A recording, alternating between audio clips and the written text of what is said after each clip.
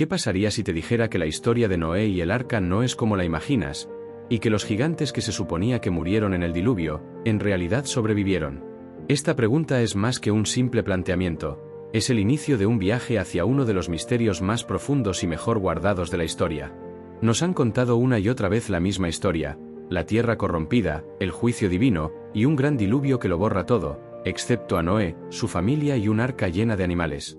Pero, ¿qué pasa con esos otros seres que caminaban sobre la tierra, esos seres de quienes se nos advierte en el libro del Génesis? Me refiero a los Nepilim.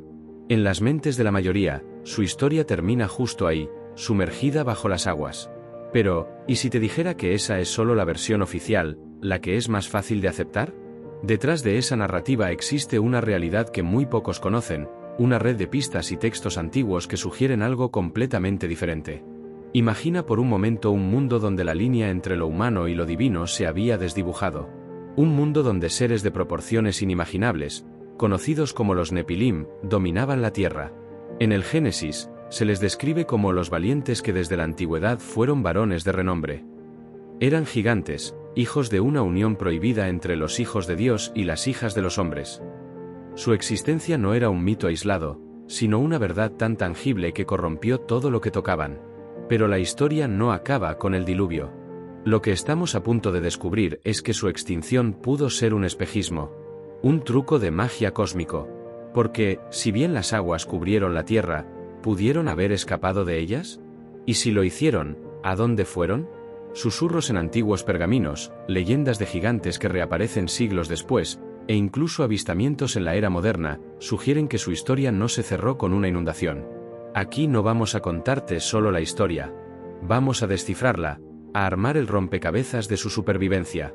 Cada pieza que encontremos nos llevará a un lugar que nunca imaginaste que existía, desde los confines de la historia antigua hasta los pasillos de las teorías de conspiración más oscuras. Si esto te parece un misterio digno de ser resuelto, asegúrate de suscribirte a nuestro canal y activar la campanita de notificaciones para no perderte ni una sola parte de esta revelación. Es la única manera de que la verdad salga a la luz.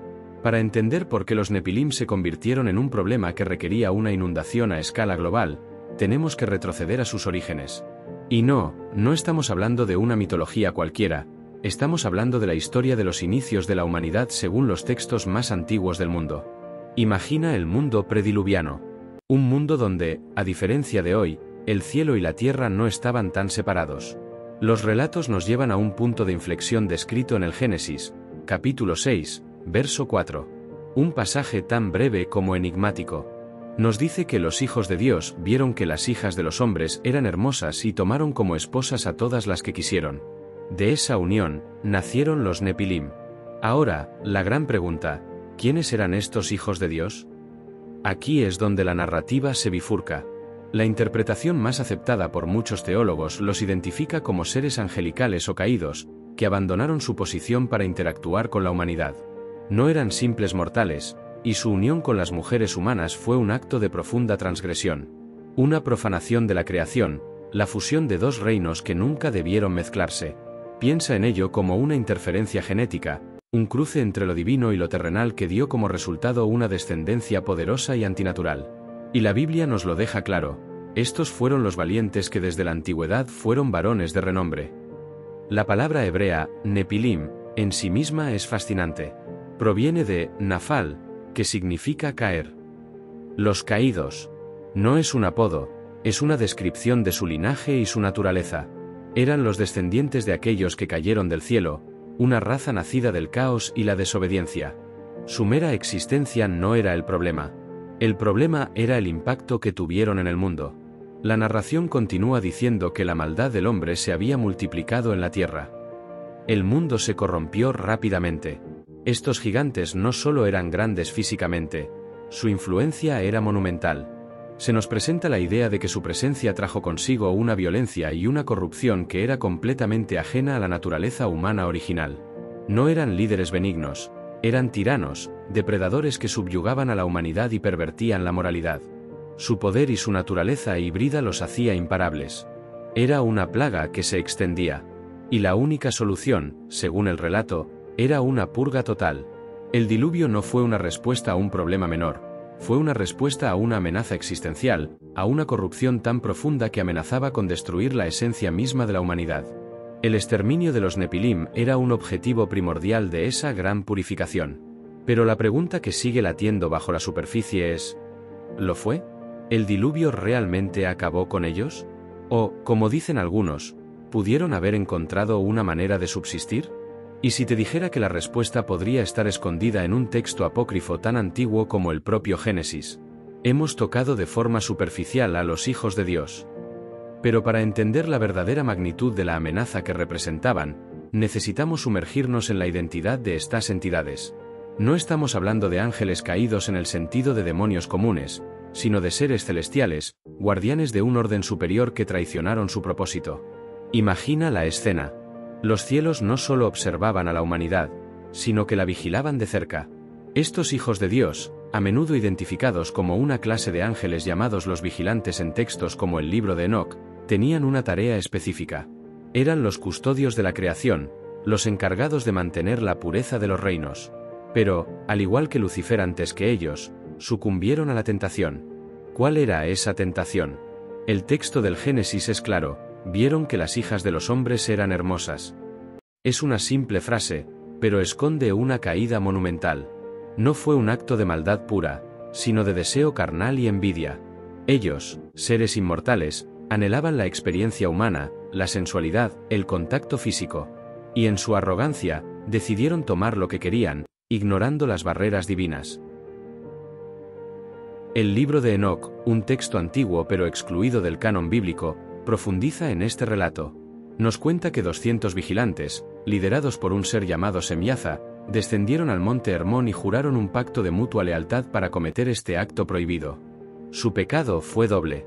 Primero, la desobediencia al unirse con mortales. Segundo, y quizás más peligroso, enseñaron a la humanidad conocimientos prohibidos. Magia, metalurgia para crear armas de guerra, cosmética, astrología, conocimientos que aceleraron la corrupción del mundo de una manera aterradora. El resultado de estas uniones antinaturales fue catastrófico. Los Nepilim eran una abominación. No solo por su tamaño, que los hacía parecer gigantes en un mundo de humanos promedio, sino por la mezcla de su ADN celestial y terrenal. Poseían una fuerza y una inteligencia sobrenaturales. Eran los varones de renombre, líderes de sus propias tribus, tiranos que esclavizaron y aterrorizaron a la humanidad. El mundo se llenó de violencia, de una depravación que no provenía de la naturaleza humana, sino de esta nueva raza híbrida. Pero hay algo más. El término hijos de Dios también ha sido interpretado por algunos eruditos como una referencia a la línea de Set, el tercer hijo de Adán y Eva, la línea que, se creía, se mantuvo fiel a Dios. En esta interpretación, la corrupción no sería por la unión de ángeles y humanos, sino por la unión entre la línea piadosa de Set y la línea malvada de Caín. Los Nepilim serían el resultado de esta degeneración moral. No serían gigantes en un sentido literal, sino gigantes en maldad y poder. Si bien esta teoría es minoritaria, nos muestra la profundidad y la complejidad de este misterio. Nos obliga a cuestionar qué es exactamente lo que causó el diluvio, y si la extinción de los Nepilim fue física o moral. Pero volvamos a la primera teoría, la de los vigilantes. Es la más fascinante y la que mejor explica el porqué del diluvio. Dios no solo estaba castigando a la humanidad por su maldad, estaba limpiando la tierra de una abominación, de una raza híbrida que era un error cósmico. El diluvio no era solo una inundación, sino un acto de purificación genética, una forma de resetear la creación para que la humanidad pudiera seguir su camino libre de esta influencia corruptora. La destrucción era necesaria para que el plan original pudiera continuar. Pero aquí radica la pregunta. Si el objetivo era la aniquilación total, ¿cómo es que, como veremos más adelante, los textos y las leyendas hablan de su regreso después del diluvio? ¿Falló el plan divino? ¿O hubo una forma de escape que nadie vio venir? ¿Y si te dijera que la respuesta podría estar escondida en los propios cimientos de la tierra? Imagina un mundo antes del gran diluvio, un mundo que no se parecía en nada al nuestro. Un mundo donde la línea entre el mito y la realidad era increíblemente difusa, donde la majestuosidad de la creación se mezclaba con la corrupción más abyecta. Este era el escenario cuando los Nepilim caminaban sobre la tierra. No eran simples leyendas, eran una fuerza tangible y dominante que redefinió el paisaje moral y físico del planeta. Visualiza estas criaturas, seres de una estatura imponente, que empequeñecían a los hombres comunes, con una fuerza descomunal y una longevidad que los hacía casi inmortales a los ojos de los mortales. Su apariencia, según las descripciones antiguas, era formidable.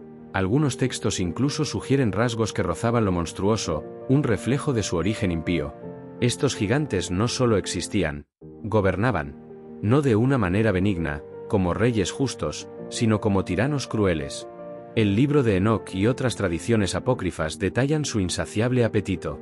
No solo por la carne de los animales, sino también por la carne humana. Eran caníbales, sedientos de sangre, depredadores que veían a la humanidad como poco más que ganado. Su existencia era una constante fuente de terror y opresión para las poblaciones humanas. Levantaron sus propias ciudades y reinos, monumentos a su poder y su impiedad, dejando una huella de devastación y desesperación a su paso. Piensa en el impacto psicológico y social. Los humanos vivían bajo una sombra constante.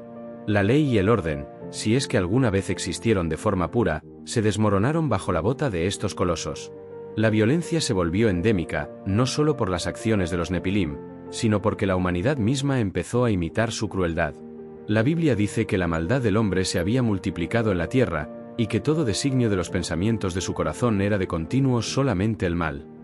Esta multiplicación de la maldad no era accidental, era una consecuencia directa de la influencia corruptora de los Nepilim. Eran el catalizador de la depravación global. Su presencia también alteró el conocimiento y la tecnología prediluviana. Como mencionamos, los vigilantes, sus padres, habían enseñado a la humanidad secretos prohibidos. La metalurgia para forjar armas nunca antes vistas, la hechicería para manipular la naturaleza, la astrología para predecir, o intentar controlar, el destino, y las artes de la guerra y la fabricación de armaduras que hicieron a estos gigantes aún más invencibles. Imagina herramientas y armas que estaban siglos por delante de lo que esperaríamos de esa época, todo usado para la destrucción y la dominación. Esto no era progreso, era una aceleración hacia el abismo. El mundo se volvió un lugar hostil, un campo de batalla constante. Las montañas estaban llenas de sus asentamientos fortificados, las planicies eran sus terrenos de caza.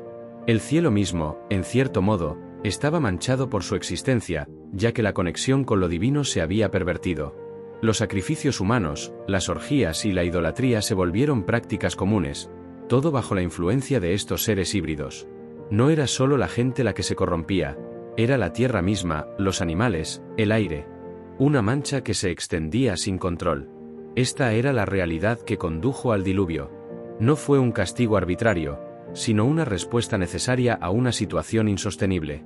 Era el único camino para erradicar una corrupción tan profunda que amenazaba con destruir el propósito mismo de la creación.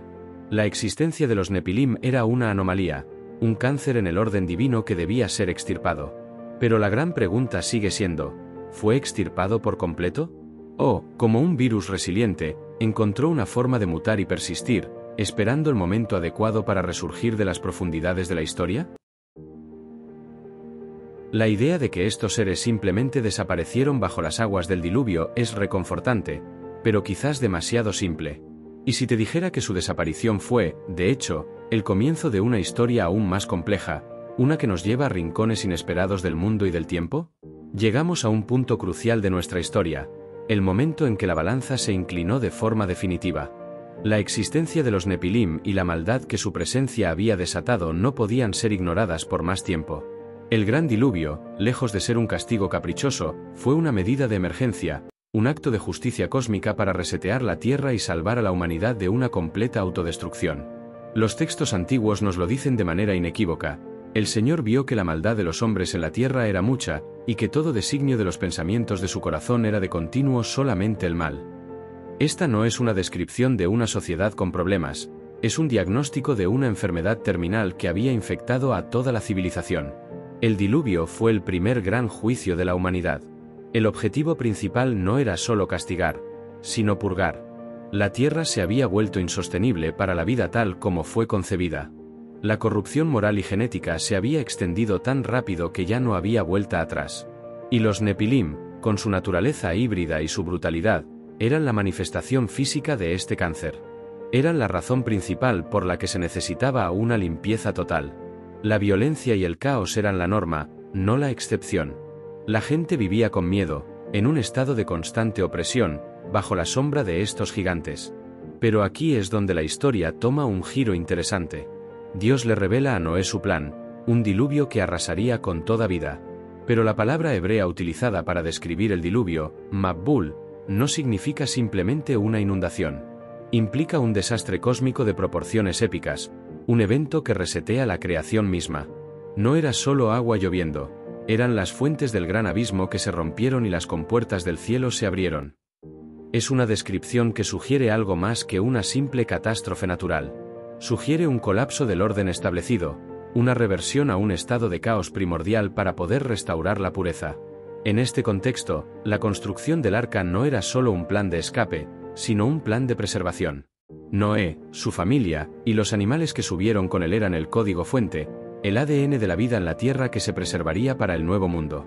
Eran los únicos que no habían sido completamente corrompidos por la presencia de los Nepilim.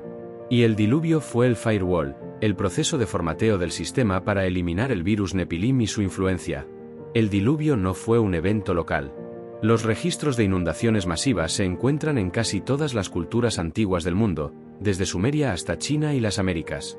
Estas historias, aunque varían en los detalles, comparten un hilo común, una gran inundación que purificó la tierra de una humanidad malvada. Esto sugiere que el problema de la corrupción y de los gigantes o seres poderosos no era solo un tema del Medio Oriente, sino un fenómeno global que requería una solución global. La universalidad de la historia del diluvio refuerza la idea de que fue un evento real y un punto de inflexión en la historia de la civilización humana. La pregunta que nos queda es, ¿logró su objetivo? Si la misión principal era la aniquilación de los Nepilim, ¿podemos estar seguros de que no hubo sobrevivientes?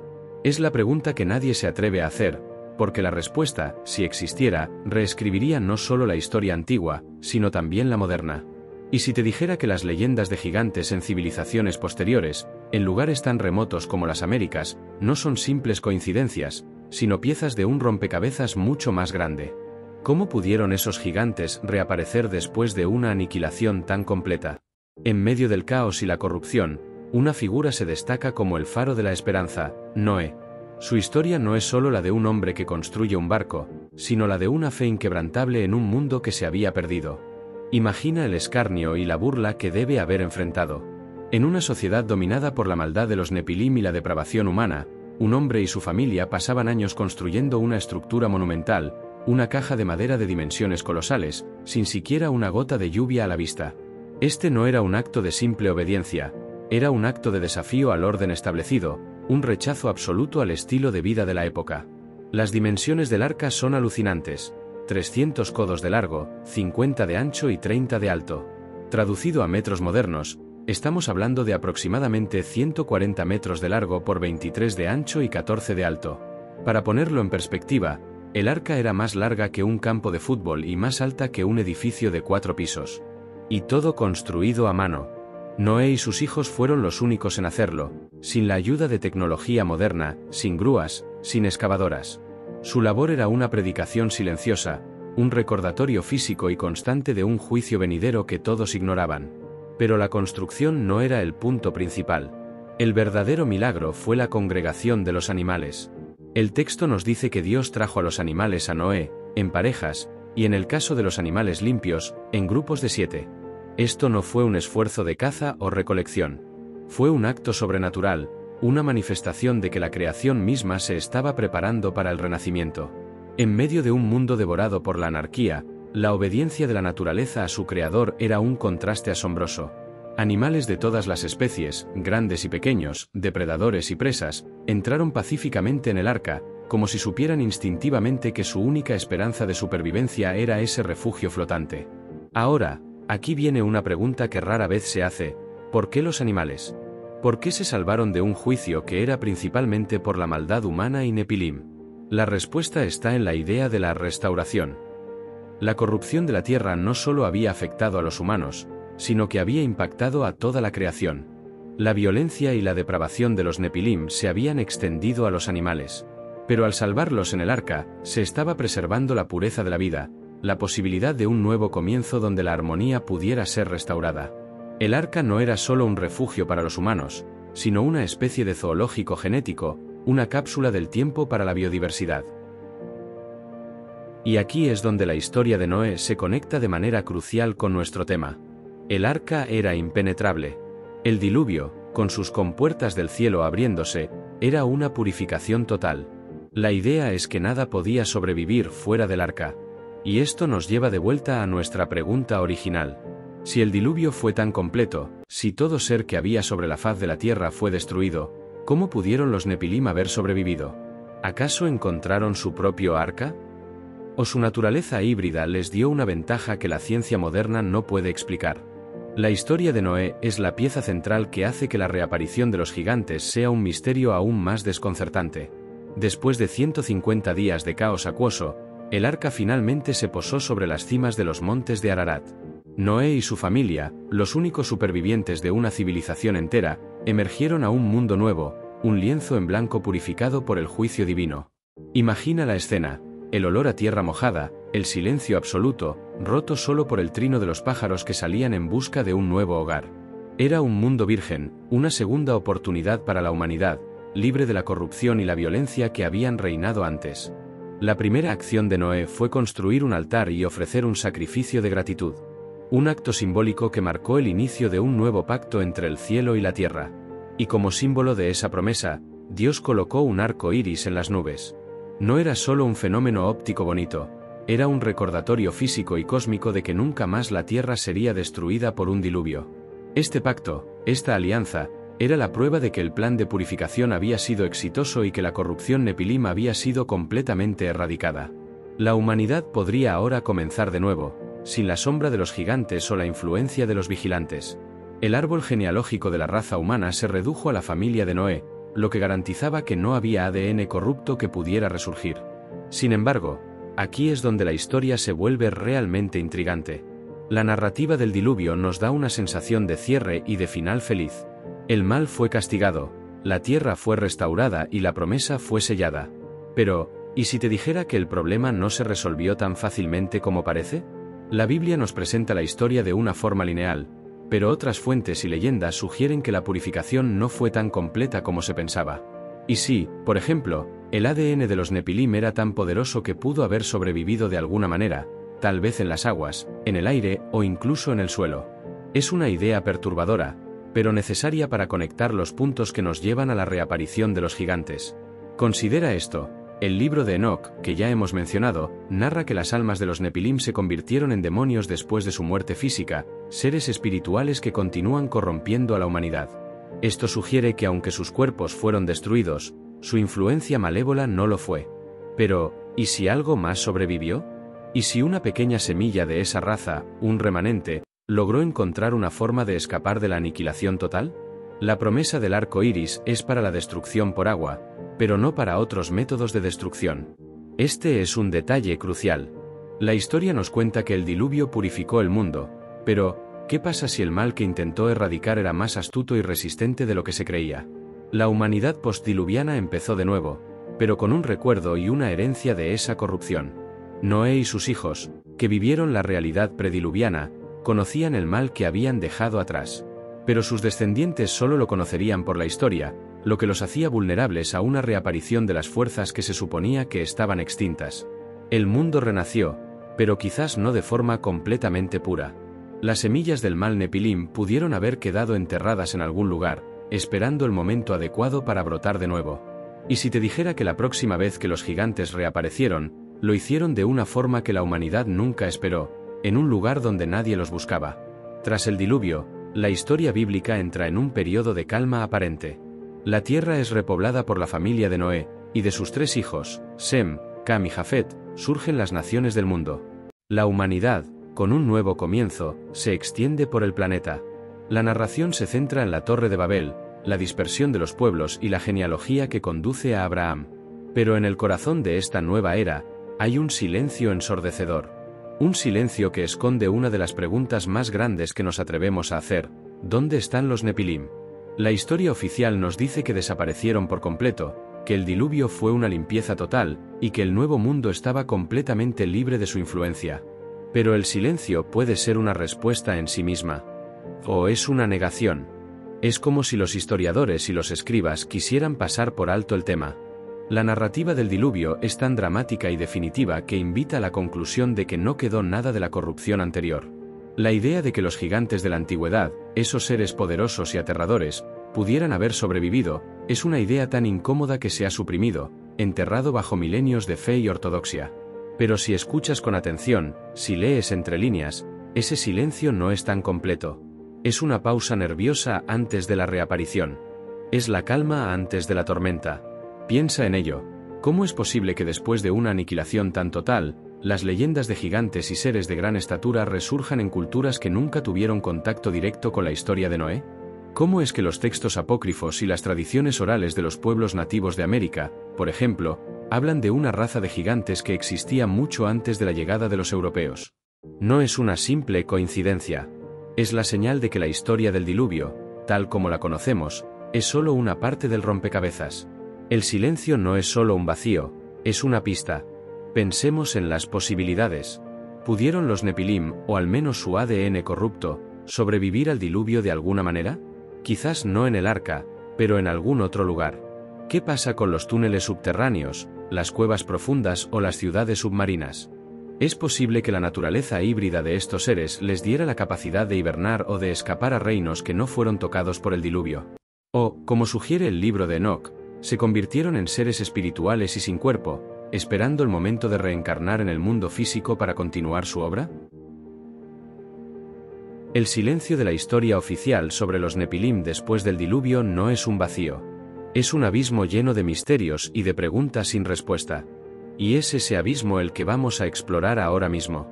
Porque si lo que crees que es el final de la historia, es en realidad el principio, ¿qué pasaría si la humanidad ha estado repoblando la Tierra sin saber que el problema original nunca fue erradicado por completo, sino que simplemente se escondió en las sombras, esperando el momento de resurgir? El gran interrogante, la pregunta que ha perseguido a historiadores y teólogos durante milenios: ¿a dónde fueron los Nepilim? La respuesta oficial, como hemos visto, es que no fueron a ninguna parte, simplemente perecieron. Pero si esa es la verdad, ¿cómo explicamos la reaparición de los gigantes en la narrativa humana después del diluvio? Estamos hablando de civilizaciones enteras que documentan la existencia de seres de gran estatura mucho después de que el arca de Noé tocara tierra. Es una anomalía que no puede ser ignorada. El mundo postdiluviano, supuestamente purificado, se encuentra con la misma plaga que había intentado erradicar. En el libro de Números, 12 espías israelitas son enviados a Canaán para explorar la tierra. Regresan con un informe aterrador: el pueblo que habita la tierra es fuerte, y las ciudades fortificadas y muy grandes, y también vimos allí a los hijos de Anak, los gigantes. Los Anakim eran descendientes de los Nepilim, una raza de gigantes que habitaban la tierra prometida. Su sola presencia infundió tanto terror en los israelitas que se sintieron como langostas en comparación con ellos. Pero la pregunta sigue siendo: ¿de dónde salieron? Hay dos teorías principales. La primera es que hubo un remanente, una pequeña porción de la población Nepilim que logró sobrevivir al diluvio. No en el arca, por supuesto, sino en algún lugar que el diluvio no alcanzó. Esto podría haber sido en un reino subterráneo, una cueva profunda, o incluso en una dimensión diferente. Su naturaleza híbrida, con ADN angelical, podría haberles dado la capacidad de resistir o de escapar de una forma que la humanidad no podría haber imaginado. Los textos antiguos hablan de seres que moran bajo la tierra, guardianes de secretos que la humanidad no puede concebir.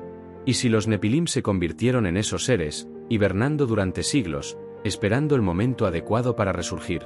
La segunda teoría es aún más inquietante. ¿Y si los hijos de Noé, después del diluvio, se corrompieron y se unieron de nuevo con seres caídos? Hay un pasaje en el Génesis que habla del pecado de Cam y su hijo Canaán. Aunque es un relato breve, muchos eruditos han debatido si este evento podría haber llevado a una nueva caída, una reintroducción del ADN Nepilim en el linaje humano. Si la primera unión entre los vigilantes y las hijas de los hombres fue el origen de los Nepilim, ¿qué impide que un evento similar ocurriera de nuevo?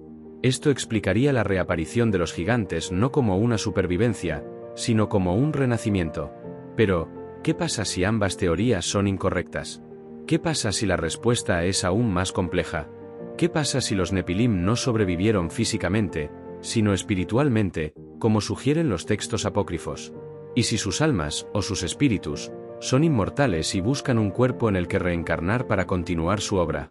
Esto nos llevaría a la idea de que los gigantes que aparecieron en el Antiguo Testamento no eran descendientes directos, sino reencarnaciones, una manifestación de la misma maldad que el diluvio no pudo destruir. Este es un enigma que nos fuerza a cuestionar todo lo que creíamos saber sobre la historia del diluvio y la supuesta extinción de estos seres. ¿Fue el diluvio un éxito o un fracaso parcial? Y si los Nepilim lograron sobrevivir, aunque sea en las sombras, ¿qué significa eso para el mundo de hoy? Si los Nepilim no perecieron en el diluvio, ¿cómo y dónde se escondieron? Aquí es donde entra una de las teorías más fascinantes y menos exploradas, la teoría de los nidos de serpientes, que sugiere una supervivencia a través de la ocultación en el subsuelo. Esta teoría se basa en la idea de que la naturaleza híbrida de los Nepilim, una mezcla de lo terrenal y lo espiritual, les podría haber otorgado la capacidad de percibir y utilizar un plano de existencia que está oculto para los humanos. ¿Y si ese plano de existencia es el mundo subterráneo? Piensa en las leyendas de túneles y cuevas masivas que se encuentran en casi todas las culturas antiguas. Desde los túneles subterráneos de los templos sumerios hasta las intrincadas redes de cuevas de los incas, e incluso las historias sobre el mítico reino de Agartha, un mundo subterráneo con una civilización propia. Estas no son solo historias aisladas, son la manifestación de una idea común, que la Tierra tiene un mundo interno que está habitado por seres que se esconden de la superficie. ¿Y si esos seres son los Nepilim? La teoría sugiere que, a medida que el diluvio comenzaba, los Nepilim, con su avanzada tecnología y su conocimiento prohibido, crearon refugios subterráneos que el agua no podía penetrar. Estos nidos de serpientes no eran simples cuevas, sino ciudades enteras, con sistemas de soporte vital y una estructura social que les permitía sobrevivir sin la necesidad de la luz del sol. Podrían haber usado la geotermia como fuente de energía, o haber desarrollado una forma de agricultura que no dependiera de la fotosíntesis. La idea es que estos refugios eran autosuficientes, un arca inversa, que en lugar de flotar sobre las aguas, se sumergía en las profundidades de la tierra. El concepto de los nidos de serpientes también tiene un significado simbólico.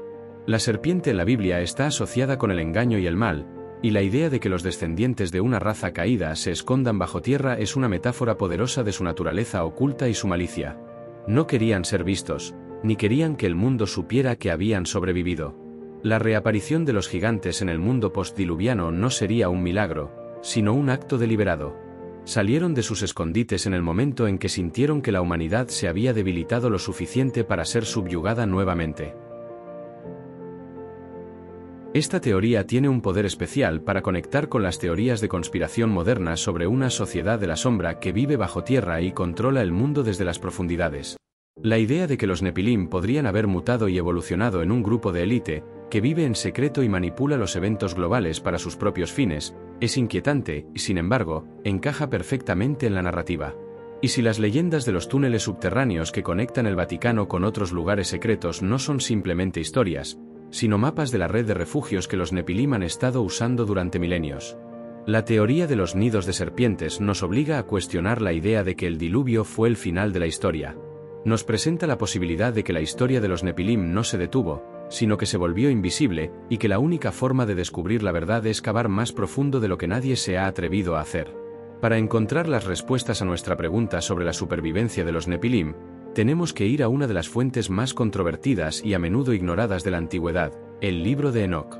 Este texto apócrifo, una vez considerado sagrado por algunas comunidades judías y cristianas, fue excluido del canon bíblico y se perdió para la historia durante milenios, hasta que fue redescubierto en Etiopía. Su importancia es monumental, ya que ofrece un relato detallado y fascinante de la historia prediluviana, mucho más allá de las pocas frases del Génesis. Enoc, un bisabuelo de Noé, es descrito como un hombre que caminó con Dios. Él fue testigo directo de los eventos que llevaron al diluvio, y el libro es su testimonio. En él, Enoc narra la historia de los vigilantes, los hijos de Dios que descendieron a la tierra, y su unión con las hijas de los hombres. El libro de Enoc no se anda con rodeos. Nombra a sus líderes, detalla sus transgresiones y nos cuenta cómo estos seres celestiales enseñaron a la humanidad secretos prohibidos, como la hechicería y la metalurgia, que solo sirvieron para corromper aún más al mundo. Pero lo más importante para nuestra investigación es lo que el libro de Enoc revela sobre el destino de los Nepilim después de su muerte física. El texto nos dice que sus cuerpos fueron destruidos por el diluvio, pero que sus espíritus inmundos sobrevivieron. Las almas de los Nepilim se convirtieron en demonios, espíritus malignos que vagan por la tierra, causando problemas y corrompiendo a la humanidad. El libro establece una conexión directa entre los Nepilim y los demonios que encontramos en textos posteriores, sugiriendo que la batalla contra el mal que se suponía que había terminado en el diluvio, en realidad solo había cambiado de forma. Esta teoría tiene implicaciones profundas. Si las almas de los Nepilim no fueron aniquiladas, sino que se transformaron en una amenaza espiritual, entonces la purificación del diluvio fue incompleta. No resolvió el problema de la maldad en su raíz, sino que la transformó de un problema físico a uno espiritual. Esto nos da una nueva perspectiva sobre la reaparición de los gigantes. Si los Nepilim ya no tenían cuerpos, ¿cómo es que los Anakim y los Repaim aparecieron después del diluvio? Aquí es donde el libro de Enoc nos da una pista adicional. Los demonios de los Nepilim no pueden procrear, pero aún buscan un cuerpo para manifestarse y continuar su obra de corrupción. ¿Es posible que estos espíritus malignos se hayan manifestado en cuerpos humanos o incluso animales, para crear una nueva generación de gigantes? O, como algunos sugieren, se infiltraron en el linaje humano después del diluvio, causando mutaciones genéticas que resultaron en la reaparición de los gigantes? La historia de Goliat, por ejemplo, podría no ser la de un simple humano grande, sino la de una manifestación de un espíritu Nepilim que encontró su camino de regreso al mundo. El libro de Enoc es un texto fascinante porque nos obliga a expandir nuestra mente más allá de la narrativa tradicional. Nos presenta la posibilidad de que los Nepilim no murieron, sino que se convirtieron en un problema aún mayor, una amenaza invisible, una corrupción que se transmite de generación en generación, una guerra que se libra en un plano espiritual, pero que tiene consecuencias muy físicas en nuestro mundo. El libro de Enoc nos presenta una idea que desafía nuestra comprensión del castigo y el destino final, el concepto de un purgatorio o un lugar de confinamiento para las almas de los Nepilim. Es una idea que se desvía de la noción de una simple aniquilación y nos introduce a un reino donde los espíritus de los gigantes se ven obligados a residir, un limbo espiritual que no es ni el cielo ni el infierno. Según el texto, tras el diluvio, los espíritus de los Nepilim no fueron simplemente borrados de la existencia. Por el contrario, fueron confinados. Se les ordenó que habitaran la tierra como espíritus malignos hasta el gran día del juicio, un castigo que parece más un purgatorio que una condenación definitiva. Su destino es ser una plaga para la humanidad, una fuente constante de tentación y corrupción, una manifestación de la maldad que su existencia había sembrado. No pueden procrear, ni tener un cuerpo físico, pero su influencia sigue siendo poderosa. Esta idea es fascinante porque nos ofrece una explicación para la presencia del mal en el mundo. La maldad que vemos a diario, la violencia, la guerra, la depravación, podría no ser solo el resultado de la naturaleza humana, sino el trabajo de estos espíritus Nepilim, que buscan constantemente poseer, tentar y corromper. Son los fantasmas de un pasado violento que se niegan a irse. Su existencia es una carga, un recordatorio constante de la transgresión de sus padres, los vigilantes. Pero aquí hay un giro. La reaparición de los gigantes en el mundo postdiluviano, como los Anakim, desafía la idea de que los Nepilim no podían tener un cuerpo físico. Si sus espíritus estaban confinados, ¿cómo es que sus descendientes aparecieron en la tierra después del diluvio? Esto nos lleva a una de dos posibilidades. O el confinamiento no era tan total como se pensaba, y algunos de sus espíritus lograron escapar o manifestarse de alguna manera. O bien, el ADN Nepilim no fue completamente erradicado. Considera la posibilidad de que una pequeña cantidad de ADN Nepilim, resistente al agua y a la destrucción, sobrevivió en el suelo o en las profundidades del océano, y que este ADN se mezcló con el de la nueva humanidad, la descendencia de Noé. Esta mezcla podría haber provocado una mutación genética, un renacimiento de los gigantes, no como descendientes directos, sino como manifestaciones de un legado genético maldito. La idea es que los espíritus de los Nepilim no solo influyeron en el mundo desde el plano espiritual, sino que también encontraron una forma de volver a la vida física, a través de una nueva generación de portadores genéticos. El concepto del purgatorio de los Nepilim nos obliga a ver el mal no como una fuerza abstracta, sino como un legado tangible, una presencia que ha estado con la humanidad desde el principio. Es una batalla continua que se libra en dos frentes, el físico y el espiritual. ¿Y si te dijera que esta batalla no ha terminado, sino que está llegando a un clímax en nuestro tiempo? Para encontrar otra pista sobre cómo los Nepilim pudieron haber sobrevivido al diluvio, debemos examinar un linaje que se extiende mucho antes de la existencia de los gigantes, el linaje de Caín. Es un camino oscuro y a menudo ignorado en la narrativa bíblica, pero que, para algunos teólogos e historiadores, tiene la clave para entender el regreso de los Nepilim. Después de que Caín matara a su hermano Abel, Dios lo castigó con una maldición. Sería un fugitivo y un errante sobre la tierra. Pero Caín temía que cualquiera que lo encontrara lo mataría. Y Dios le puso una señal a Caín para protegerlo. El texto no especifica cuál era esa señal, y esto ha dado lugar a una de las teorías más fascinantes, y para algunos, aterradoras, de la historia. ¿Y si esa señal no era una marca visible, sino una mutación genética, una alteración en su ADN que lo hacía diferente, más grande y más fuerte que los otros hombres? La teoría sugiere que la maldición de Caín no fue solo un castigo, sino la creación de un nuevo linaje, una raza separada que no compartía el mismo destino que el resto de la humanidad. El linaje de Caín se alejó de los otros hijos de Adán y Eva, construyendo una ciudad y desarrollando tecnología avanzada, como la metalurgia, mucho antes que el resto de la humanidad. Su tecnología no era un regalo de Dios, sino un desarrollo propio, una prueba de su separación y de su naturaleza única. Y si esta separación, esta señal genética, era la clave de la supervivencia. Ahora, conecta esto con el diluvio. Si la línea de Caín era genéticamente diferente, y si el diluvio fue un juicio contra la humanidad de la línea de Set, ¿es posible que el linaje de Caín se hubiera salvado? Es una idea radical, pero no imposible. El diluvio se describe como un juicio sobre toda carne que había en la tierra, pero el enfoque principal era la maldad que se había multiplicado. Si el linaje de Caín era malvado por naturaleza, podría haber encontrado una forma de escapar de la aniquilación. Y si la maldición de Caín no era solo para él, sino para toda su descendencia, lo que los hizo resistentes a la purificación del diluvio. Algunos teóricos incluso van más allá y sugieren que los hijos de Dios no eran ángeles caídos, sino que eran descendientes de la línea de Set, y que la corrupción se produjo cuando se unieron con las hijas de los hombres de la línea de Caín. En esta interpretación, los Nepilim no serían hijos de ángeles, sino el resultado de una unión entre dos linajes humanos separados, uno de los cuales llevaba una maldición genética. Y si esa maldición era la clave de su naturaleza de gigantes, lo que los hacía varones de renombre en la antigüedad. Esta teoría tiene un poder especial para explicar la reaparición de los gigantes. Si el linaje de Caín sobrevivió de alguna manera, tal vez en un refugio subterráneo, o si su ADN fue preservado y se mezcló con el de la nueva humanidad, esto explicaría cómo los gigantes, los Anakim y los Repaim, aparecieron después del diluvio. No serían una reencarnación de los Nepilim, sino la manifestación de un legado genético que se había mantenido en secreto. Es una idea inquietante, pero que nos obliga a ver la historia de la humanidad no como un camino lineal, sino como una batalla continua entre dos linajes, uno bendecido y otro maldito. Y si la batalla que se suponía que había terminado en el diluvio, en realidad solo había comenzado.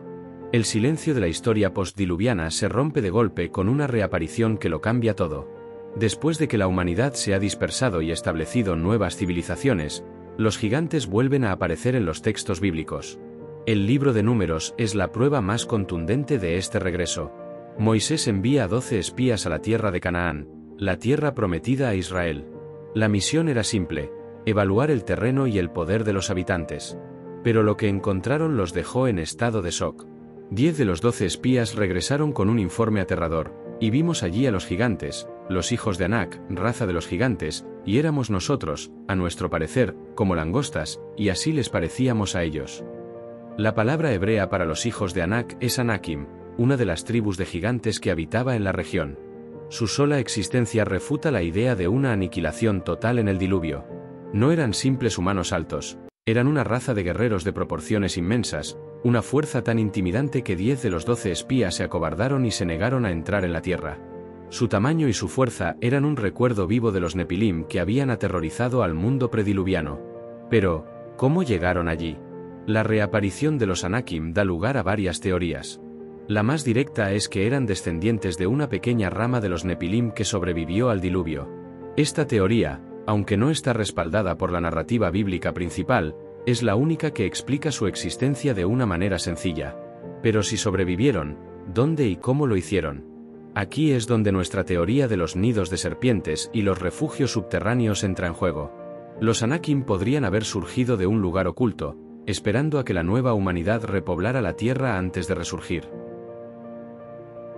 Otra teoría, más compleja, sugiere que los Anakim no eran Nepilim puros, sino una nueva generación de gigantes, nacidos de uniones postdiluvianas. Esta teoría, aunque controvertida, se apoya en el hecho de que la maldad y el pecado no fueron eliminados por el diluvio. La naturaleza humana, aunque purificada por el evento, era todavía propensa a la corrupción. Si la unión entre lo humano y lo caído ocurrió una vez, ¿qué impidió que volviera a ocurrir? En esta visión, los Anakim serían una segunda venida de los Nepilim, un resurgimiento de la misma plaga que había sido erradicada. El hecho de que los Anakim fueran un problema tan grande para el pueblo de Israel es significativo. No eran un enemigo más, eran un obstáculo de proporciones bíblicas. Su presencia en la tierra prometida era una prueba, una manifestación de que la batalla entre el bien y el mal, que se creía resuelta, continuaba en el mundo físico. Y el terror que inspiraban nos da una idea del impacto que su reaparición tuvo en el pueblo de Israel. Eran un recordatorio de la fragilidad de la humanidad frente a lo que parecía ser una fuerza imparable. El regreso de los Anakim no solo es un hecho fascinante de la historia bíblica, sino que es la prueba de que la historia de los Nepilim no se detuvo en el diluvio. Por el contrario, nos muestra que el problema original persistió, y que la batalla por el destino de la humanidad continuaría por siglos.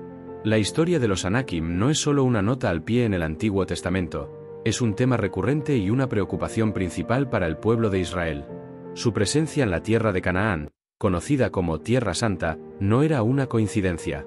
Era una prueba, una manifestación del mal que se creía erradicado, y un recordatorio constante de que la batalla por la tierra y el destino de la humanidad no había terminado. Estos gigantes no eran una tribu nómada, tenían sus propias ciudades, sus propios reinos y una reputación formidable como guerreros. Imagina la situación. Los israelitas, después de 40 años en el desierto, están a punto de entrar en la tierra que Dios les ha prometido. Pero la tierra no estaba vacía, estaba habitada por una raza de gigantes, los Anakim, que eran tan aterradores que 10 de los 12 espías que fueron a reconocer la tierra se acobardaron. Su informe fue claro: el pueblo que habita la tierra es fuerte, y las ciudades fortificadas y muy grandes, y también vimos allí a los hijos de Anak, los gigantes. El miedo que su presencia inspiraba era tal que incluso los israelitas, el pueblo elegido de Dios, dudaron de su propia capacidad para conquistar la tierra. Pero la historia no termina ahí. Josué y Caleb, los únicos 2 espías que mantuvieron la fe, se negaron a ceder ante el miedo. Caleb, de hecho, pidió la parte de la tierra donde habitaban los Anakim como su propia herencia, un acto de fe y valentía que desafiaba toda lógica. A lo largo del libro de Josué, se nos dice cómo los israelitas, con la ayuda de Dios, conquistaron las ciudades de los Anakim, incluyendo Hebrón y sus alrededores. El texto es claro al decir que Josué destruyó a los anacitas de las montañas, de Hebrón, de Debir y de Anab, de todas las montañas de Judá y de Israel. Josué los destruyó por completo con sus ciudades. El exterminio parecía total, una repetición del diluvio en un nivel micro. Pero aquí hay un detalle crucial. A pesar de que la narración nos dice que Josué los destruyó por completo, el mismo texto nos dice que quedaron algunos en Gaza, en Gat y en Asdod. El gen Nepilim, el legado de los gigantes, no fue completamente erradicado. Un remanente, por pequeño que fuera, logró sobrevivir y se estableció en las ciudades filisteas. Esta es la clave que nos lleva a la historia más famosa de un gigante, la de Goliat. La presencia de los Anakim en Tierra Santa es una pieza clave en nuestra narrativa. Nos demuestra que el problema de los Nepilim no se resolvió con el diluvio. Por el contrario, se mantuvo en las sombras, esperando el momento adecuado para resurgir y desafiar el plan de Dios. Los Anakim eran un recordatorio físico de que el mal, una vez que se arraiga, es extremadamente difícil de erradicar. Y la batalla contra ellos no era solo una guerra territorial, era una guerra espiritual, una lucha por el destino de la humanidad. Y si te dijera que el gigante más famoso de la Biblia, Goliat, era un descendiente directo de estos Anakim, un último representante de una raza de monstruos que se suponía que estaba extinta. Para muchos, la historia de los gigantes en el Antiguo Testamento se limita a David y Goliat. Pero la Biblia, si la lees con atención, está llena de referencias a estos seres, y una de las más fascinantes y menos conocidas es la historia de Ag, el rey de Basán. Su historia no es una nota al pie, es una prueba contundente de la supervivencia de los gigantes después del diluvio. El libro de Deuteronomio, capítulo 3, nos presenta a Ag como un rey formidable, uno de los últimos de la raza de los gigantes, los refaitas. Moisés y el pueblo de Israel lo encuentran en su camino hacia la tierra prometida, y se nos da una descripción que te hará temblar, porque únicamente Ag, rey de Basán, había quedado del resto de los gigantes. Y aquí, su cama, una cama de hierro, ¿no está en Rabá de los hijos de Amón? 9 codos de largo, y 4 codos de ancho, según el codo de un hombre. Para ponerlo en perspectiva, su cama medía aproximadamente 4,5 metros de largo y 2 de ancho. El solo hecho de que su cama fuera tan grande es una prueba de que este no era un hombre común, era un gigante de proporciones épicas. No era solo un hombre alto, era un remanente de una raza que se suponía que estaba extinta. El texto bíblico lo deja claro: el resto de los gigantes. Esto nos dice que Ag no estaba solo, sino que era el último de su linaje. Pero, ¿cómo sobrevivió? Su existencia desafía la narrativa de la aniquilación total del diluvio. Hay varias teorías. Una es que él y su gente no fueron del linaje de los Nepilim que perecieron en el diluvio, sino que eran una nueva manifestación de los gigantes, el resultado de una nueva unión entre lo humano y lo caído después del diluvio, o de una mutación genética de la que ya hemos hablado. Otra teoría, más intrigante, es que Ag y su gente vivían en una región que no fue afectada por el diluvio, quizás en una caverna subterránea o en una montaña tan alta que el agua no llegó a sus cimas. La derrota de Ag por Moisés y el pueblo de Israel es un evento significativo. No era solo una victoria militar, era una victoria sobre la maldad, sobre la última manifestación de una plaga que había aterrorizado al mundo. La victoria sobre Ag fue un símbolo de la fuerza y la fe de Israel, y un recordatorio de que Dios estaba con ellos en su batalla contra el mal. La aniquilación de los refaítas de la región de Basán fue un acto de purificación, una segunda limpieza que se necesitaba para que la tierra prometida estuviera libre de la influencia de los gigantes.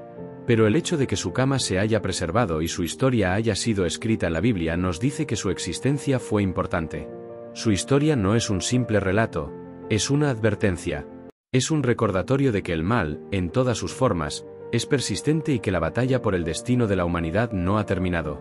La historia de David y Goliat es, sin lugar a dudas, uno de los relatos más icónicos de la Biblia.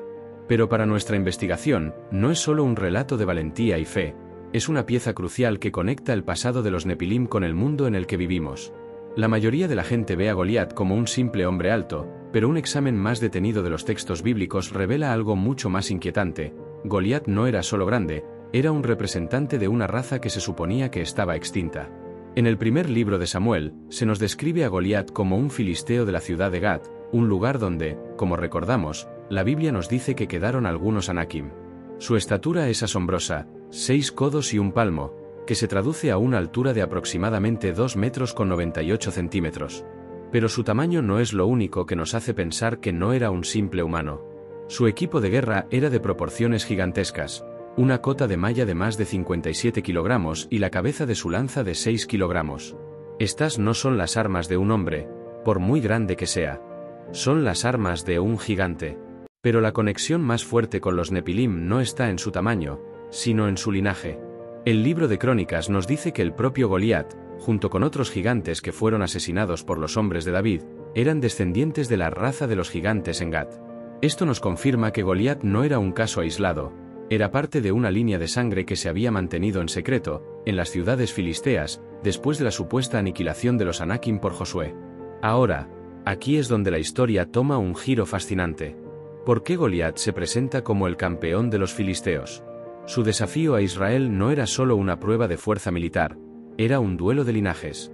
Goliat, el último de su raza, desafiaba al pueblo de Dios, el linaje de la humanidad que había sobrevivido al diluvio. La batalla no era solo entre David y Goliat, era una batalla entre lo que quedaba de la corrupción Nepilim y la fe de la nueva humanidad. Y el hecho de que un joven pastor, con solo una honda y una piedra, derrotara al gigante más famoso de la historia, es una victoria simbólica que reafirma la superioridad de la fe sobre la fuerza física. La muerte de Goliat podría haber sido el final de la era de los gigantes, pero no fue así. La Biblia nos dice que David y sus hombres mataron a otros 4 gigantes filisteos, todos parientes de Goliat. Esto nos demuestra que el problema de los gigantes era mucho más grande de lo que pensábamos, y que su linaje se había mantenido vivo en las sombras. Pero después de estas batallas, las referencias a los gigantes en el Antiguo Testamento se vuelven mucho menos frecuentes. Y si te dijera que la historia de David y Goliat es el punto de inflexión en nuestra narrativa, el momento en el que el legado de los Nepilim se vio obligado a cambiar de táctica. Su derrota en el campo de batalla les demostró que no podían ganar la guerra con la fuerza bruta. Se vieron obligados a esconderse, a transformarse, a convertirse en una amenaza más sutil. Una amenaza que, como veremos, podría estar operando desde las sombras hasta el día de hoy. La derrota de los gigantes filisteos en los tiempos de David marca un cambio crucial en nuestra historia. La batalla ya no se libra en el campo de batalla, sino en un reino mucho más sutil. Si el diluvio no los eliminó, y la fuerza bruta no los aniquiló, ¿qué pasó con ellos? Aquí es donde entra una de las teorías más esotéricas, y sin embargo, más lógicas, la teoría de la ascensión de las almas. Esta idea se basa en la premisa de que los Nepilim no solo tenían un cuerpo físico, sino también un alma o un espíritu que, debido a su naturaleza híbrida, era inmortal. El libro de Enoc nos dio la primera pista, sugiriendo que las almas de los Nepilim se convirtieron en demonios.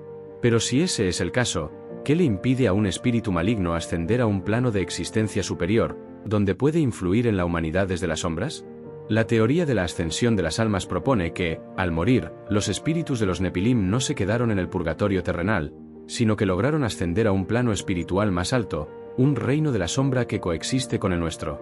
Desde allí, pueden influir en la historia de la humanidad sin ser vistos, susurrando al oído de los líderes, manipulando eventos desde las alturas, y trabajando para un objetivo que solo ellos conocen.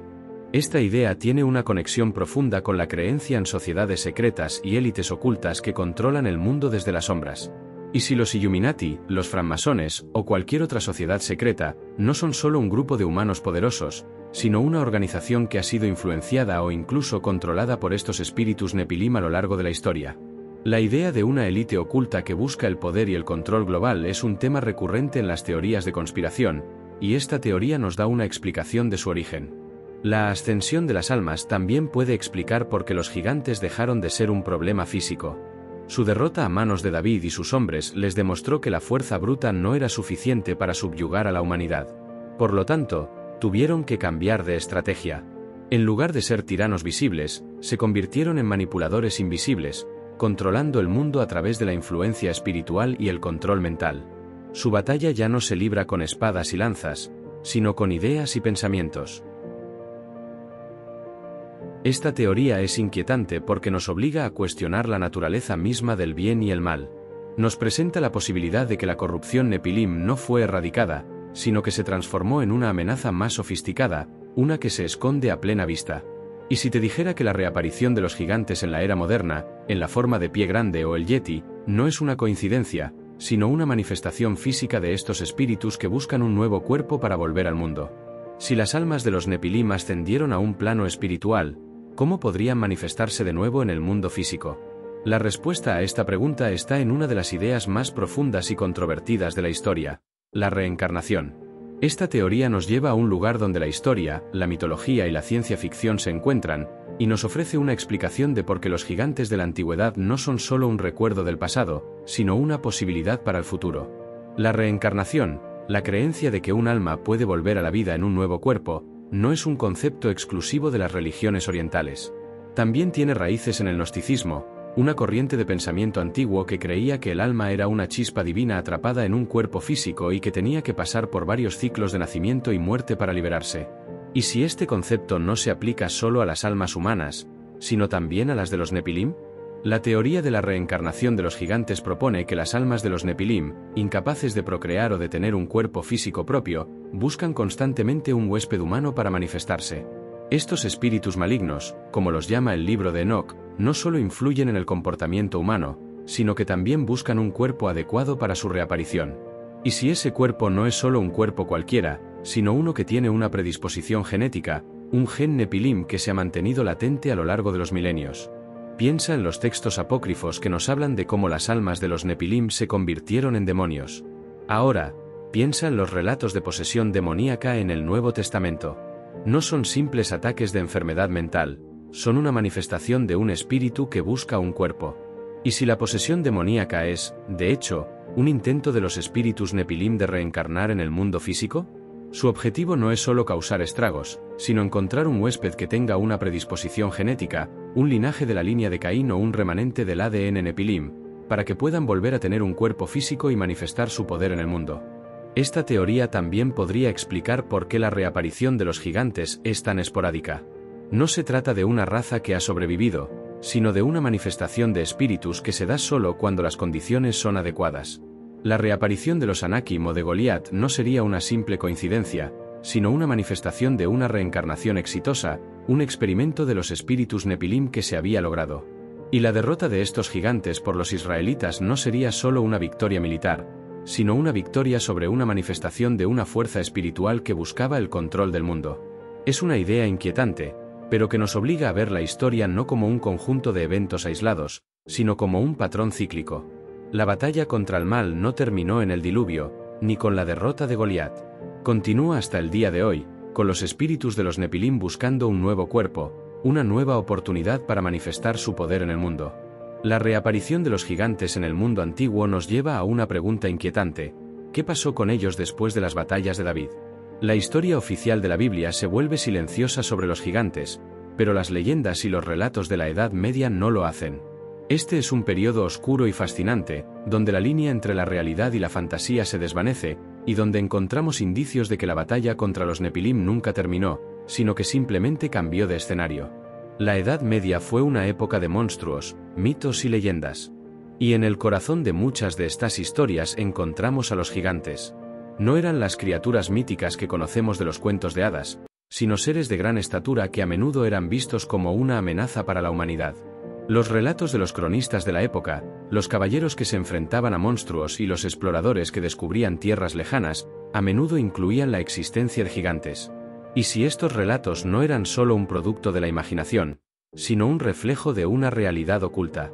La teoría es que los Nepilim, después de su derrota en el campo de batalla, se escondieron en las regiones más remotas de la Tierra.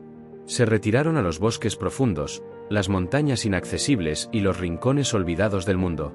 La idea es que, con la humanidad en crecimiento, los gigantes no podían competir con el número y la tecnología de los humanos. Por lo tanto, optaron por el aislamiento, viviendo en pequeños grupos y esperando el momento adecuado para volver.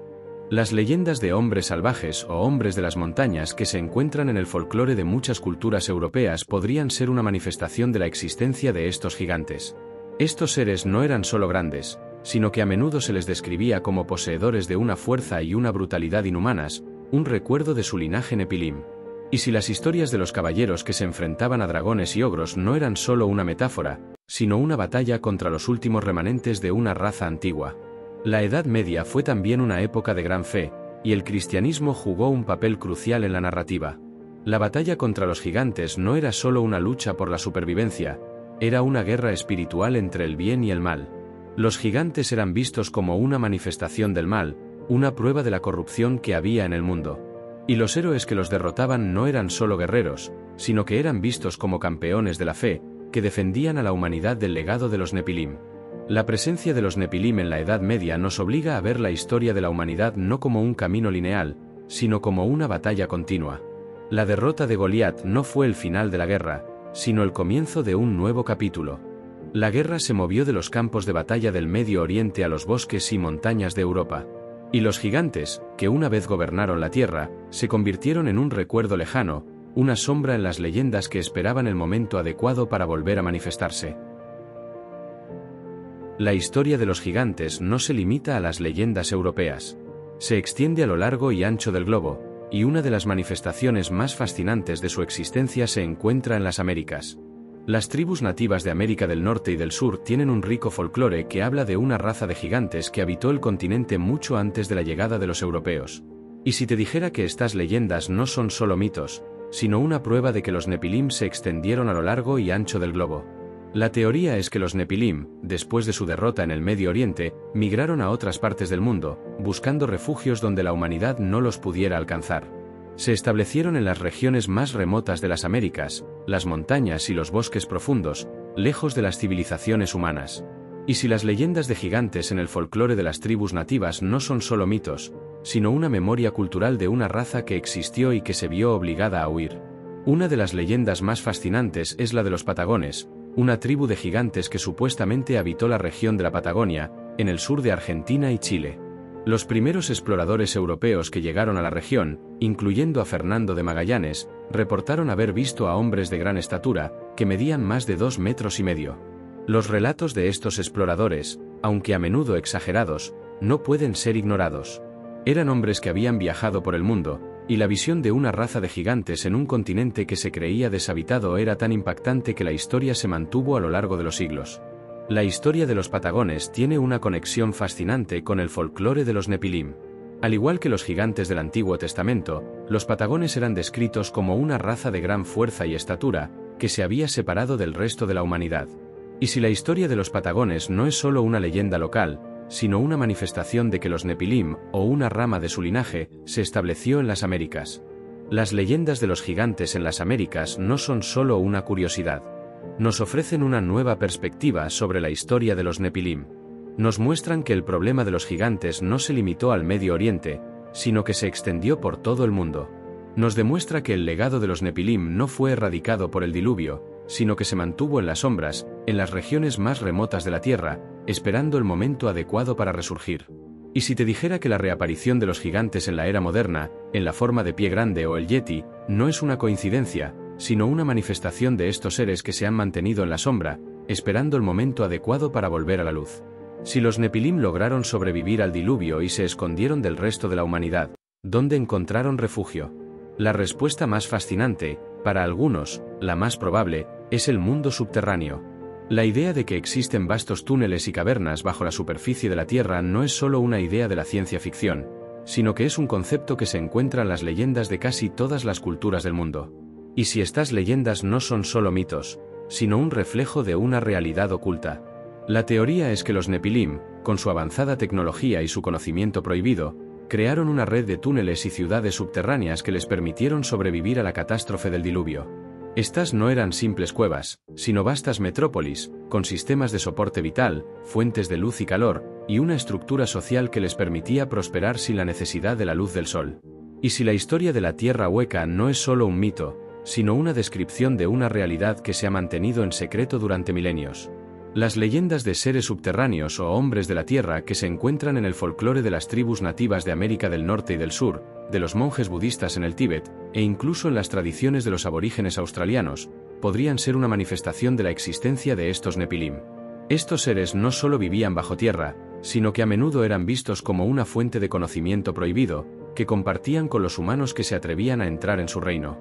La idea de que los túneles subterráneos no son solo un refugio, sino una forma de transporte, es aún más inquietante. Y si las leyendas de agujeros de gusano o portales dimensionales que se encuentran en los mitos de las culturas de todo el mundo no son solo fantasía, sino una descripción de un sistema de transporte que los Nepilim crearon para moverse por el globo sin ser vistos? Esta teoría tiene una conexión profunda con las teorías de conspiración modernas que sugieren que los gobiernos del mundo están ocultando una red de túneles subterráneos, que se extienden a lo largo y ancho del globo, y que son utilizados para fines secretos. El enigma de los túneles subterráneos nos obliga a ver la historia no como un camino lineal, sino como una batalla entre dos mundos, el de la superficie y el del subsuelo. Y si los Nepilim no solo sobrevivieron al diluvio, sino que se prepararon para el momento en que pudieran volver a la superficie y recuperar el control del mundo. A medida que nos adentramos en el mundo moderno, el rastro de los Nepilim parece desvanecerse en las leyendas y los mitos. Pero, ¿y si la historia no terminó, sino que se volvió más secreta y más oculta que nunca? Aquí es donde entra una de las teorías de conspiración más inquietantes y fascinantes de la era moderna, el supuesto programa Nepilim del Vaticano. La teoría es que el Vaticano, la institución religiosa más antigua y poderosa del mundo, no es solo un centro de fe, sino que es el guardián de un secreto milenario. La idea es que, después del diluvio y la reaparición de los gigantes, la Iglesia Católica no se limitó a combatirlos en el campo de batalla, sino que se dio cuenta de que la única forma de lidiar con ellos era estudiarlos, entenderlos y, finalmente, controlarlos. El programa Nepilim del Vaticano, según la teoría, es un proyecto ultrasecreto que se ha mantenido en las sombras durante milenios. Su objetivo es simple: investigar y monitorear a los Nepilim que sobrevivieron y sus descendientes, y buscar la forma de neutralizar su influencia en el mundo. El Vaticano, con su vasta biblioteca de textos antiguos y su red de espías y agentes, habría acumulado un conocimiento sin precedentes sobre la naturaleza de estos seres, sus debilidades y su poder. Pero la teoría no termina ahí. Algunos teóricos de la conspiración sugieren que el Vaticano no solo buscó neutralizar a los Nepilim, sino que también buscó utilizarlos. La idea es que la Iglesia, al igual que los vigilantes, se corrompió y se unió a los Nepilim en un pacto secreto. La Iglesia, con su inmensa riqueza y su poder político, proporcionaría a los Nepilim una nueva forma de gobernar el mundo, no con la fuerza bruta, sino con la influencia y la manipulación. Esta teoría tiene una conexión fascinante con los mitos de las sociedades secretas que controlan el mundo. La idea es que la Iglesia Católica, con su jerarquía, sus rituales y su secretismo, no es solo una institución religiosa, sino la manifestación de un pacto entre los humanos y los Nepilim. Y si los papas y los cardenales no son solo líderes religiosos, sino que son los agentes de los Nepilim en el mundo. El programa Nepilim del Vaticano es una teoría que nos obliga a cuestionar la naturaleza misma del poder. Nos presenta la idea de que la historia que nos han contado es solo una fachada, y que la verdadera historia se libra en las sombras, en una batalla por el control del mundo que se ha mantenido en secreto durante milenios. La búsqueda de los Nepilim en el mundo moderno a menudo nos lleva a lugares inesperados. Si la historia que hemos estado construyendo es cierta, si los gigantes se escondieron en las regiones más remotas de la Tierra, entonces ¿qué pasaría si ya hemos encontrado la evidencia, pero la hemos clasificado mal? Aquí es donde la criptozoología entra en juego, la rama de la ciencia que se ocupa de la búsqueda de criaturas legendarias como el pie grande, el yeti o el chupacabras. La teoría es que las criaturas legendarias de la criptozoología no son solo mitos, sino una manifestación de los Nepilim. La idea es que los gigantes, al igual que los humanos, evolucionaron y se adaptaron a su entorno. Se hicieron más salvajes, más primitivos, más parecidos a los animales que a los humanos, lo que les permitió sobrevivir en los entornos más hostiles de la Tierra. Y si los relatos de Pie Grande, con su tamaño inmenso, su fuerza descomunal y su naturaleza esquiva, no son solo un misterio, sino una prueba de que los Nepilim todavía están entre nosotros. Piensa en las descripciones de Pie Grande. Se le describe como una criatura bípeda, de gran estatura, con pelo que le cubre todo el cuerpo y una fuerza que le permite arrancar árboles de la tierra. Estas descripciones son sorprendentemente similares a las de los gigantes del folclore antiguo. Y si las criaturas legendarias no son solo animales desconocidos, sino una manifestación de un linaje que se ha mantenido en secreto durante milenios. La criptozoología también nos da una explicación de por qué estas criaturas son tan difíciles de encontrar. Al igual que los Nepilim que se escondieron en los túneles subterráneos y los bosques remotos, estas criaturas son increíblemente inteligentes y evasivas. Han aprendido a evitar a los humanos, a moverse sin ser vistos y a dejar atrás solo evidencia fragmentada y no concluyente. Su naturaleza escurridiza no es un accidente, sino una estrategia de supervivencia. La conexión entre la criptozoología y los Nepilim es una teoría que nos obliga a ver el mundo de una manera diferente. Nos presenta la idea de que los monstruos de nuestras leyendas no son solo producto de nuestra imaginación, sino que son un reflejo de una realidad oculta. ¿Y si te dijera que el ADN de los gigantes podría ser la clave para desentrañar este misterio? Si los Nepilim lograron sobrevivir y se escondieron, ¿cómo podríamos probar su existencia? Aquí es donde la ciencia moderna, y más específicamente la genética, podría darnos la respuesta. La teoría es que el legado de los Nepilim no es solo una leyenda, sino que es una huella genética, un ADN que se ha transmitido a lo largo de los milenios y que podría ser la clave para desentrañar este misterio. Piensa en los relatos de Pie Grande, el yeti y otras criaturas legendarias. En las últimas décadas, los científicos han recolectado muestras de pelo y tejido de estas criaturas, y han intentado analizar su ADN. Los resultados han sido, en el mejor de los casos, inconclusos, pero ¿y si estamos buscando las respuestas en el lugar equivocado? ¿Y si el ADN que encontramos no es el de un animal desconocido, sino el de una raza híbrida, una mezcla de lo humano y lo divino? La teoría es que los Nepilim, con su naturaleza híbrida, tenían un ADN que era una mezcla de lo humano y lo angelical. Este ADN les daba su gran estatura, su fuerza descomunal y su longevidad. Y si ese ADN no fue erradicado por el diluvio, sino que se mantuvo en las sombras, en las regiones más remotas de la Tierra. Y si los relatos de Pie Grande, con su gran tamaño y su fuerza, son una manifestación de que ese ADN se ha mantenido en el tiempo. Pero la búsqueda del ADN de los gigantes no se limita a los mitos. También hay historias de esqueletos gigantes que se han encontrado en todo el mundo. Desde las Américas hasta Europa, los arqueólogos y los exploradores han encontrado restos de seres humanos de gran estatura, que no encajan en la narrativa de la historia humana. Y si estos restos no son solo los de individuos altos, sino los de los descendientes directos de los Nepilim. La ciencia moderna nos da las herramientas para desentrañar este misterio. El análisis de ADN antiguo, o paleogenética, nos permite examinar el material genético de los restos antiguos y compararlo con el de los humanos modernos. Y si el ADN que encontramos no encaja con ninguna de las líneas de la humanidad que conocemos, ¿qué significa eso? Significa que la historia que nos han contado es solo una parte de la verdad. El ADN de los gigantes podría ser la prueba definitiva de que los Nepilim no solo existieron, sino que sobrevivieron y se mantuvieron en las sombras durante milenios. Si los Nepilim sobrevivieron y su ADN se ha mantenido en las sombras, ¿qué pasaría si las organizaciones más poderosas del mundo lo supieran? Aquí es donde la narrativa da un salto a una de las teorías de conspiración más modernas e inquietantes, el censo secreto de la ONU. La idea es que la Organización de las Naciones Unidas, Una organización que se creó para mantener la paz mundial, no es solo un foro diplomático, sino que es una organización que está monitoreando y registrando a los descendientes de los gigantes. La teoría es que la ONU, en colaboración con los gobiernos del mundo y otras organizaciones secretas, está llevando a cabo un censo secreto de la población mundial. Pero este no es un censo común y corriente. Su objetivo es identificar y registrar a los individuos que tienen el ADN Nepilim. La idea es que, a lo largo de los milenios, el ADN de los gigantes se ha mezclado con el de la humanidad, y que hay personas en el mundo hoy que tienen una pequeña cantidad de ese linaje en su sangre.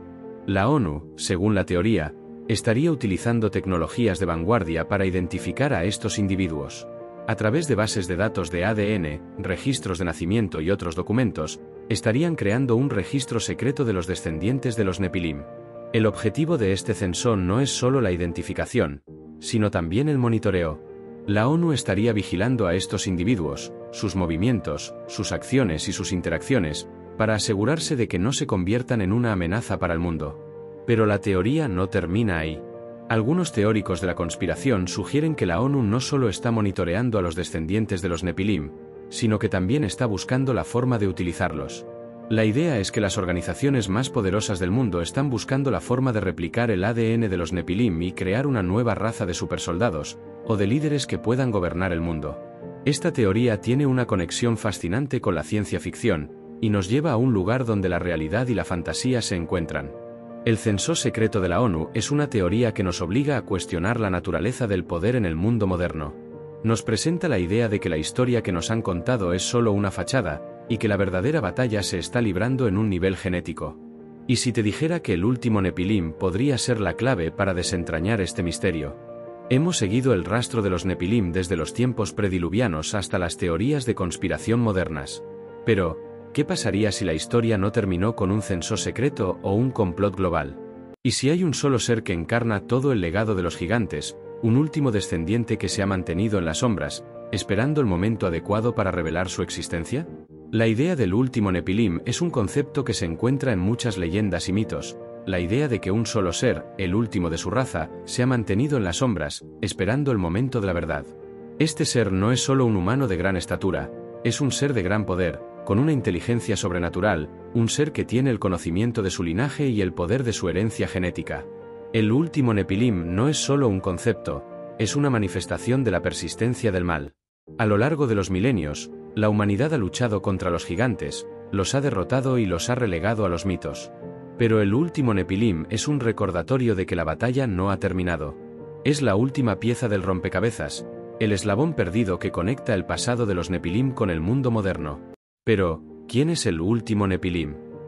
¿Y dónde se esconde? La respuesta a esta pregunta podría estar en los lugares más inesperados. Podría ser un líder político, un genio de la tecnología, un líder religioso o incluso una figura en el mundo del entretenimiento. La idea es que este ser no se revela a sí mismo, sino que opera desde las sombras, manipulando los eventos del mundo para un objetivo que solo él conoce. El último Nepilim es la prueba de que los gigantes no solo sobrevivieron, sino que prosperaron. Su existencia es una advertencia de que la historia que nos han contado es solo una parte de la verdad. Y si te dijera que el último Nepilim no es una figura del pasado, sino una figura del futuro, un ser que está a punto de revelar su existencia al mundo.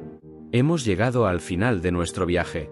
Hemos explorado la historia de los Nepilim desde el diluvio hasta el mundo moderno. Hemos visto cómo su legado ha sobrevivido en las leyendas, los mitos y las teorías de conspiración. Pero ahora, la pregunta final, la que lo cambia todo, ¿y si todavía están entre nosotros? ¿Y si no se esconden en cuevas, ni en sociedades secretas, ni en el ADN de las personas? ¿Y si han encontrado una nueva forma de manifestarse? Piensa en los tiempos en los que vivimos. Una era de tecnología, de información, de cambio acelerado. ¿Y si los Nepilim han encontrado una nueva forma de gobernar el mundo, no con la fuerza bruta, sino con la tecnología? ¿Y si se han infiltrado en las redes sociales, los sistemas financieros y los gobiernos, controlando el mundo desde el ciberespacio? La idea es que los Nepilim no necesitan un cuerpo físico para gobernar el mundo. Pueden manifestarse como un virus informático, un algoritmo malicioso o un sistema de control de masas. Su poder no se basa en la fuerza, sino en la manipulación. Y si los líderes del mundo, los magnates de la tecnología y los líderes religiosos no son solo humanos, sino que son los títeres de una fuerza invisible que ha estado con la humanidad desde el principio. La historia de los Nepilim no es solo un mito, es una advertencia. Es un recordatorio de que el mal no es solo una fuerza abstracta, sino una presencia tangible que busca el control del mundo. Y la batalla contra ese mal no se libró en el pasado, sino que se libra hoy, en un mundo donde la línea entre la realidad y la ficción se desvanece. Entonces, ¿qué pasaría si los Nepilim todavía están entre nosotros? La respuesta es que la historia que nos han contado es solo una parte de la verdad, y que la verdadera batalla por el destino de la humanidad no ha terminado, sino que está a punto de llegar a su clímax. Y la única forma de ganar esa batalla es entender al enemigo, entender su historia, su legado y su poder. Y ahora que conoces la verdad, ¿qué vas a hacer al respecto?